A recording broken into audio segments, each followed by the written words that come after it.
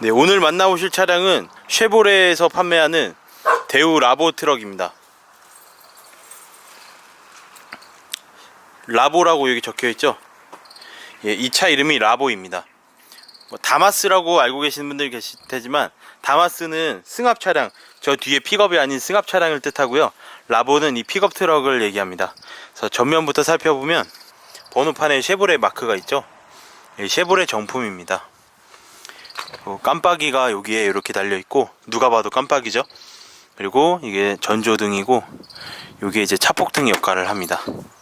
그래서 앞에는 이렇게 심플해요. 그릴이, 이게 뭐 전기차인 줄 알겠어요. 보면 그릴이 요 아래쪽에서 이렇게, 엔진이 요 차 아래쪽에 있으니까 요 아래쪽으로 들어가나봐요. 여기서는 이제 이렇게 워셔액이 이렇게 나가고요. 워셔액이 그렇게 파워가 세지 않아요. 그리고 요거는, 요 와이퍼는 요 차체에 비해서 조금 짧아요. 그래서 요 정도로 업그레이드 하는 게 좋아요. 요만큼씩 여기 끝에도 그렇고 여기 자리가 남아서 이 업그레이드 하는 게 좋고, 이제 윈드실드 옆쪽으로 보면 이렇게 빗물 바지가 있어요. 그래서 천정에서 내려오는 빗물이 요렇게 타고 요렇게 내려오게 돼 있죠. 마감이 이렇게 좀 썩 좋지 않습니다. 이쪽으로 이렇게 사람을 박으면 아주 큰, 사람이 크게 찢어질 것 같은 그런 마감이 되어 있고, 여기에 이렇게 라디오 안테나가 있습니다. 그리고 사이드 미러는 차체에 비해서 굉장히 커요. 굳이 이렇게 안 커도 될 사이즈긴 한데, 물론 크니까 이 차는 디자인을 전혀 고려할 필요가 없어서 그런지 사이드 미러가 이렇게 커서 운전할 때는 굉장히 유용하더라고요. 네, 이제 측면에서 보시면, 네, 여기 도어 캐치가 있고, 여기 이제 문 잠그고, 얘는 리모컨이 없거든요. 그래서 키로 잠갔다 뺐다 해야 돼요. 여기에도 이제 차폭등 겸 깜빡이가 달려 있습니다. 그리고 여기에는 이렇게 이런 잠금 장치. 근데 이 잠금 장치가 굉장히 좀 약해요. 그래서 이게 자주 휘거나 부러집니다.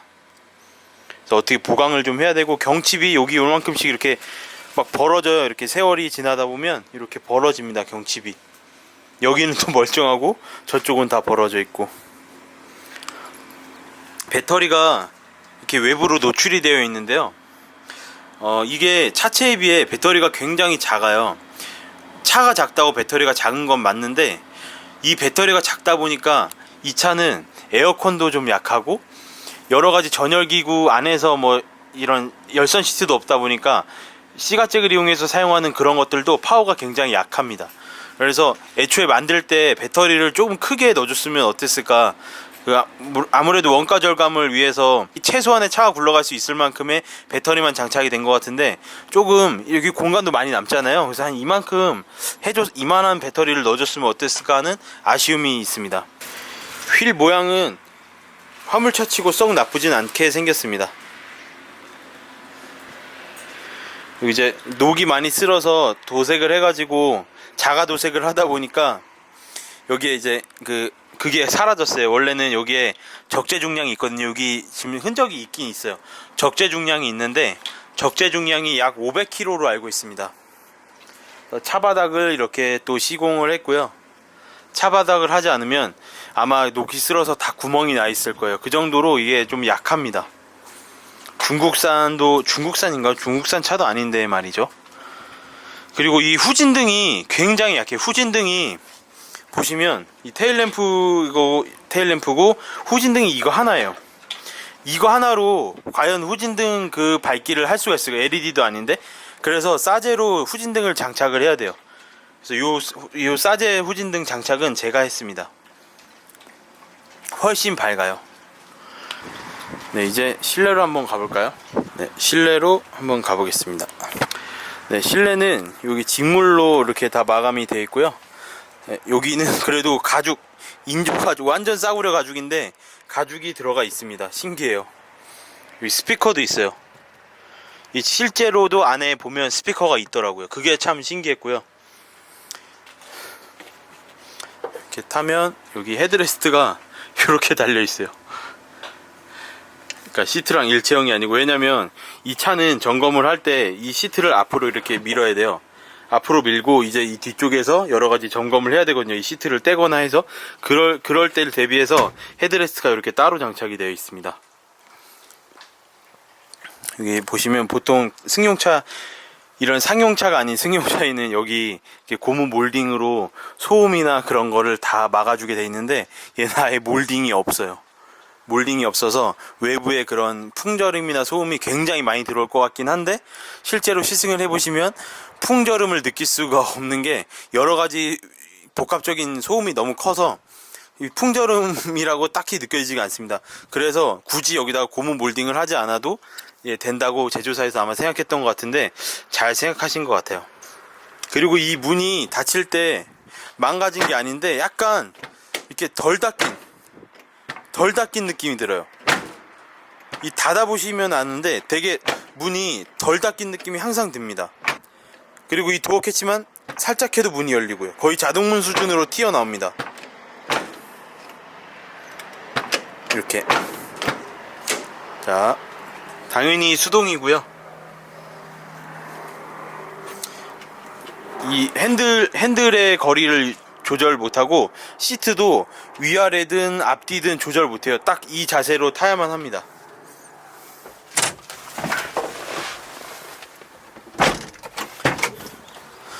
네, 예전에는 없던 이런 창문 버튼이 생겼고요.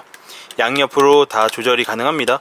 그리고 여기 송풍구가 하나 있고, 자, 송풍구가 총 4개가 있어요.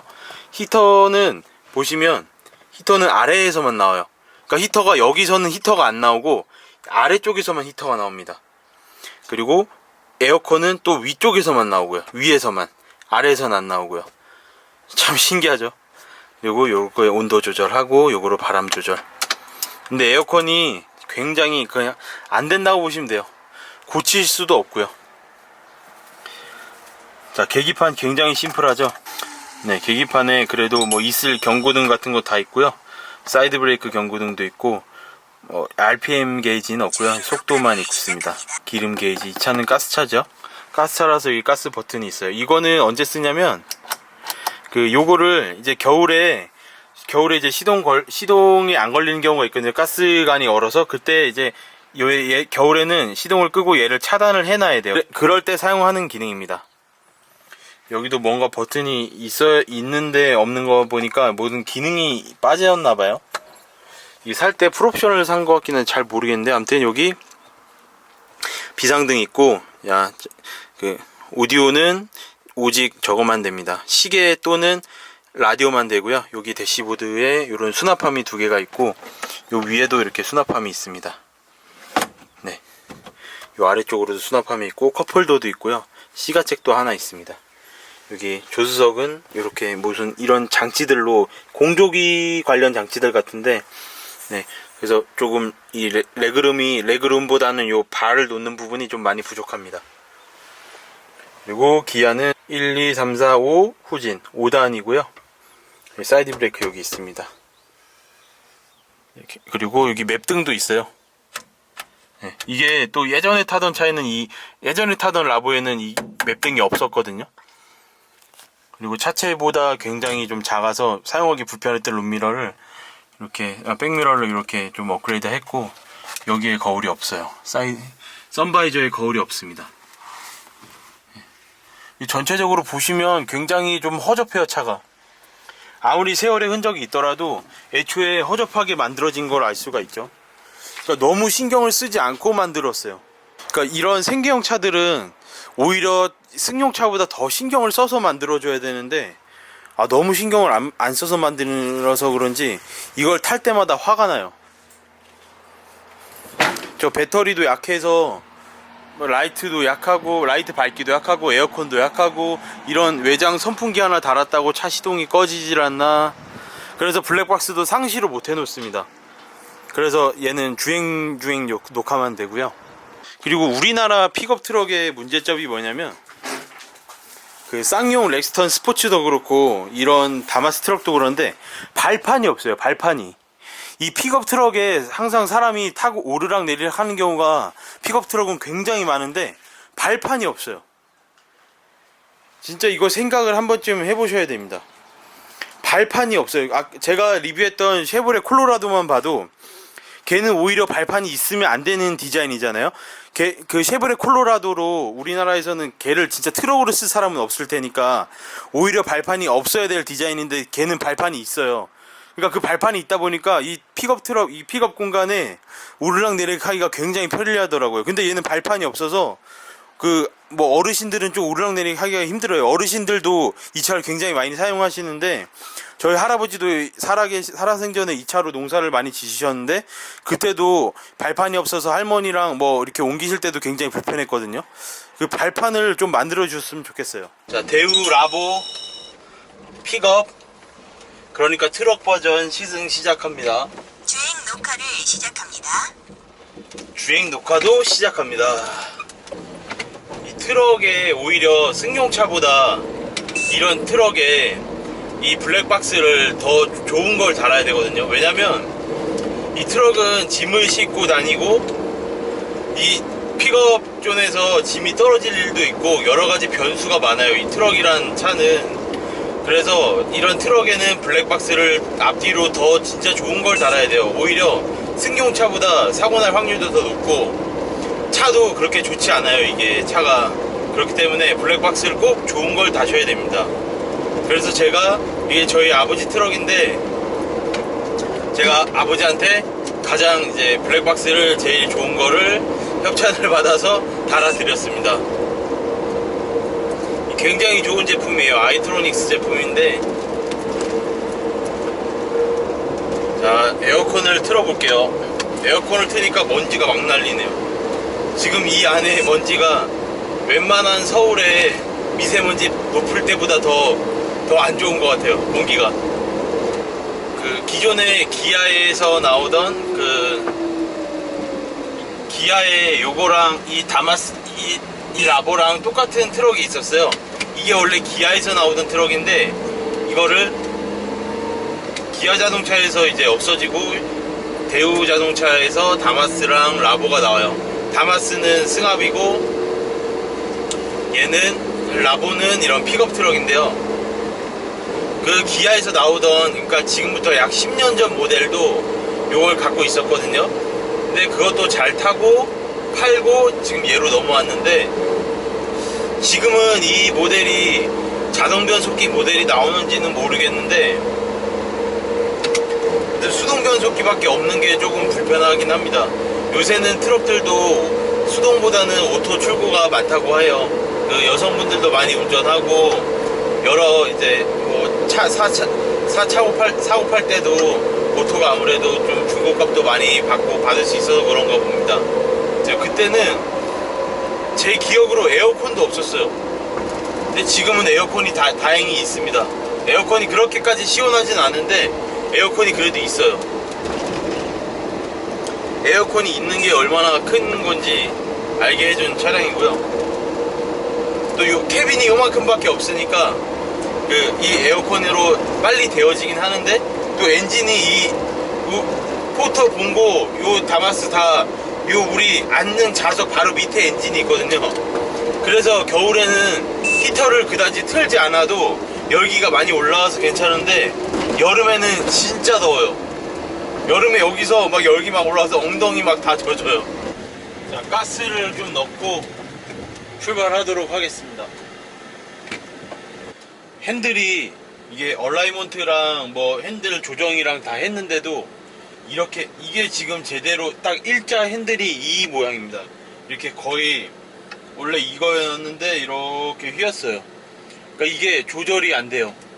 이게 아무리 이렇게 하려 그래도 이렇게 하면 이제 핸들도 바퀴도 돌아가고요. 그래서 그냥 이렇게 다닙니다. 옛날에는 파워 핸들이 아니었는데 지금은 또 파워 핸들이 들어가서 뭐 운전하는 핸들을 이렇게 돌릴 때는 전혀 문제가 없습니다.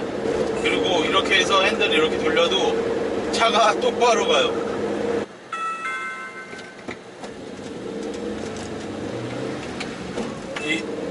이 블랙박스에서 앞차 출발 알림 기능까지 있습니다. 최첨단 차량이에요. 그리고 예전에는 요 비상등이 여기 있었거든요. 그래서 여기서 이렇게 누르기가 조금 애매했는데 요게 또 버튼으로 여기 생겼어요. 이렇게 아이들링 시에 있어도 가스차인데도 굉장히 큰 소음이 올라와서 제가 말 소리를 되게 크게 내야 됩니다. 기아는 5단까지 있는데요. 수동 5단인데 한 80km까지는 이렇게 내리막에서는 문제없이 갈 수 있는데 80km 이상은 좀 힘들어요. 그리고 제가 지금 트위지를 타고 있잖아요. 사람들은 트위지를 보면서 왜 이렇게 위험한 오토바이 같은 차를 타냐 하는데, 실제로 운전을 해보시면 이 차나 기아 레이 이런 게 더 위험합니다. 진짜 실제로 운전해보시면 느껴요. 얘는 특히 바람 조금이라도 부는 날은 60km 이상 달릴 수가 없어요. 핸들이 막 이렇게 됩니다. 그러다가 이렇게 넘어갈 것 같아요.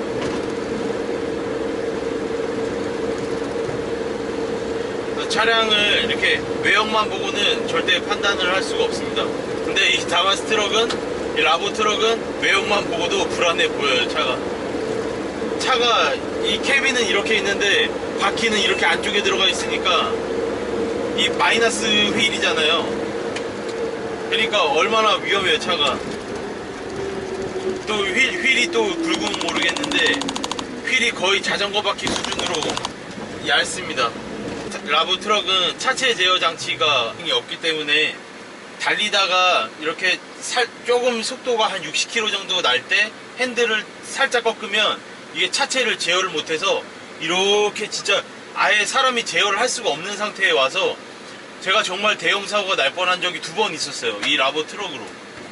그만큼 이 트럭이 위험한 차량입니다. 그래서 절대 과속은 금물이고요. 항상 불발상에 대비를 해야 합니다. 에어컨을 지금 약 20분 정도 계속 틀어놨잖아요. 제일 높은 바람 세기로. 물론 온도 조절 자체가 되진 않고요. 제일 높은 온도로 20분 정도를 틀어놨음에도 불구하고 바람의 세기가 그런 에어컨 바람이 아닌 좀 얼음 선풍기 같은 그런 정도의 온도밖에 되질 않아서 한여름에는 이걸 아무리 세게 틀고 있어도 시원하지가 않아요. 이런 트럭이 굉장히 좀 이런 트럭을 일하시는 분들이 근무 환경이 굉장히 좋지 않기 때문에 이런 트럭에 오히려 에어컨이 더 좋은 게 달려야 되는데 그런 점이 굉장히 좀 아쉽습니다. 방향 지시등을 켜는 게 쉽지가 않아요. 올렸다가 내리는 게 조금 힘을 많이 줘야 합니다. 지금 엑셀을 밟아도 차가 안 가거든요. 왜 그러냐면 주행 중인데 시동이 꺼졌습니다. 그래서 다시 주행 중인 시동을 다시 걸어야 돼요. 핸들의 유격이 얼마나 심한지 이렇게 흔들어도 차가 거의 흔들림 없이 일자로 가요. 흔들림이 없어요. 승차감은 의외로 굉장히 말랑말랑한 편입니다. 원래 트럭들의 승차감이 말랑말랑하다 볼 수 있어요. 그래서 이런 요철에서도 이렇게 위아래로 흔들림은 많은데 양옆으로 흔들림은 크게 많지 않아요. 풍절음이 없어요. 이 바람의 영향을 굉장히 많이 받게끔 윈드실드가 세워져 있는데도 풍절음이 없는 게 조금 신기합니다. 이 A필러에서 풍절음이 없어요.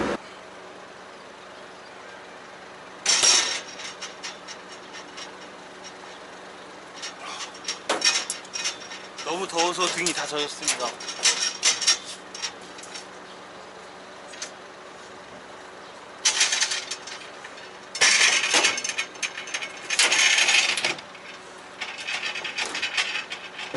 그리고 이 라보를 타다 보면 또 한 가지 느낄 수 있는 점이 뭐냐면요, 이 코너에서 보통 전륜구동 차들은 언더스티어가 많이 나거든요. 근데 이런 트럭에서는 언더스티어, 오버스티어를 라는 단어가 나올 그런 의미는 없지만 이게 오버스티어가 많이 나와요. 그러니까 나는 요만큼만 회전을 하고 싶은데 타이어가 얇고 그러다 보니까 회전 각이 더 이렇게 조금씩 더 타이어가 도로에 힘을 못 받고 조금씩 더 꺾여요. 그래서 안쪽으로 더 많이 꺾이는 그런 증상이 있습니다. 왜 이런 타이어가 얇은 차량들이 오버스티어가 많이 나는지 생각을 해보면 타이어가 얇으니까 이게 힘을 받쳐서 갈 수가 없는 거예요. 그러니까 이렇게 꺾어서 갈 길을 이렇게 가야 되는데 이 도로에 힘을 타이어가 견뎌내지 못하고 이 도로에서 오는 그런 압력, 그 힘을 못 받고 이렇게 해서 점점 안으로 이렇게 말려 들어가는 거죠. 그래서 오버스티어가 많이 나는 것 같다고 예상이 됩니다. 제 i3의 경우에도 휠은 20인치를 꼈지만 타이어가 165mm 밖에 안 되거든요. 얘랑 거의 비슷할 텐데 걔도 오버스티어가 많이 나요. 근데 걔는 이 휠도 크고 좀 아무래도 타이어도 좀 좋은 게 들어가 있다 보니까 오버스티어가 그렇게 심하진 않은데 얘는 정말 오버스티어가 많이 심해요. 특히나 브레이크도 굉장히 좋지가 않아요. 그래서 여기에 적재 중량이 500kg일 텐데 500kg 가까이 여기다 싣고 다니면 핸들 조향도 잘 안 되고 브레이크도 잘 안 먹습니다. 그래서 초보자분들은 이런 차를 뭐 하루 렌트해서 뭐 이렇게 이삿짐 옮기고 그럴 때 조금 금액적으로도 만만해서 좀 자주 사용할 텐데 굉장히 조심해야 될 부분입니다. 짐이 뒤에 조금만 실려 있어도 앞에보다 뒤에가 더 무겁다 보니까 차가 막 이렇게 흔들려요. 이게 굉장히 위험합니다. 이게 조금만 시작이 되면 이 차가 주체를 못해서 막 이렇게 돼요. 그래서 정말 이런 차량은 처음 운전하시는 분들은 절대 과속하시면 안 돼요. 역시 이런 픽업 트럭에는 짐이 실려 있어야 진정한 픽업 트럭의 면모를 볼 수 있다고 생각이 합니다. 68,000km 밖에 안 탔는데 트럭 치고는 그렇게 주행거리가 많은 편이 아니에요. 68,000이면 68,000km를 탔는데도 이런 뭐 망가지는 것도 많고 뭐 이렇게 무거운 짐을 많이 싣는 것도 아니고 맨날 운행하는 것도 아니고 그런데도 차량이 많이 망가지고 잔고장도 많고 클러치도 굉장히 자주 나가고요. 클러치 산발이 그게 클러치를 계속 주행 중에 밟고 있으면 산발이가 빨리 나가긴 하는데 클러치를 잘 안 밟아요. 이 스틱 초보분들이야 클러치를 많이 그렇게 하지 초보가 아닌 분들은 클러치를 안 밟거든요. 거의 엑셀하고 브레이크, 이 클러치는 딱 변속할 때만 밟게 되는데 클러치가 굉장히 많이 나가요. 클러치 산발이만 한 3번 간 것 같고요. 이 핸들 그리고 뭐 문짝도 꺾이고 여러 가지로 좀 많이 좀 그렇습니다. 그러니까 이런 차가 완전 생계형, 이 다마스 트럭은 완벽한 생계형 트럭이거든요.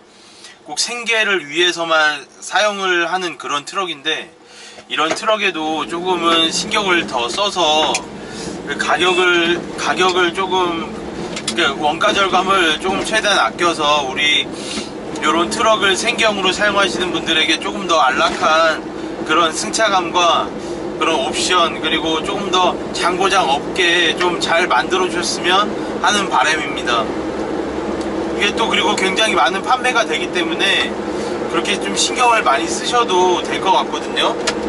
그래서 포터나 봉고에 비해서 이 트럭이 정말 생계형으로 많이 사용하는 그런 트럭입니다. 그러니까 생계를 위해서는 꼭 이 트럭을 사용을 해야 하는 분들이 정말 많이 사용하시는 트럭이니까 안전사양도 그렇고 여러가지로 좀 최대한 금액적인 부분 올리지 않고 조금 신경을 써서 만들어 주셨으면 좋겠습니다. 이것으로 라보 트럭 시승기를 마치겠습니다. 구독과 좋아요 부탁드리겠습니다. 감사합니다.